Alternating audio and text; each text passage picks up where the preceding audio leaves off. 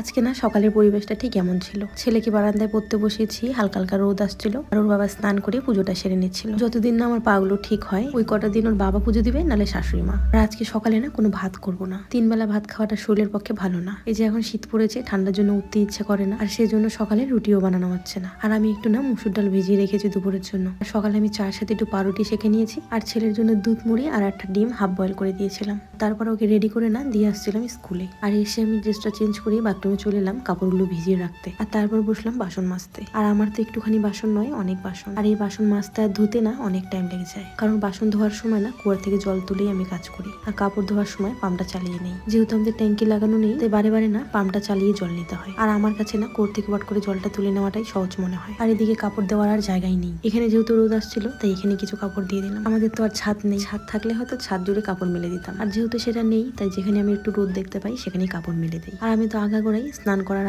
আগে পিছিয়ে সমস্তটা পয় পরিষ্কার করে তারপরে স্নান করে সিঁদুরটা পরেই চলে গেছিলাম ছেলেকে আনতে। ওকে নিয়ে এসে না তারপরে ভাতটা বসিয়ে দিয়েছিলাম। রান্না বাদ দিয়ে বাদবাকি সমস্ত কাজ কমপ্লিট করে ফেলেছি। আর আজকে রান্না করছি আলুর ডাল। নতুন আলু তো বাজারে এসে কবেই বেরিয়েছে, কিন্তু দামটা অনেক ছিল। আর আমাদের মতো সাধারণ মানুষদের ওই নতুন নতুন সবজি বাজারে বের হওয়া মাত্রই কিনে খাওয়াটা না একটা বিলাসিতা মাত্র। ওই এক আধ দিন খাওয়া যায়, তবে রোজ নয়। আলুটা না আমাদের রোজ লাগে, তাই আলু এখন বাজারে দাম কমেছে, তাই আমি নিয়ে এসেছিলাম আজকে। সকালে যে মুসুর ডালটা ভিজিয়েছিলাম, পেঁয়াজ লঙ্কা দিয়ে ওটা বড়া করে নিয়েছি। দুপুরের খাওয়া দাওয়াটা করে নিয়ে বসেছি নিজের পায়ের একটু যত্ন নিতে। আর তারপর সন্ধ্যাবেলা চলে গেছিলাম দোকানে।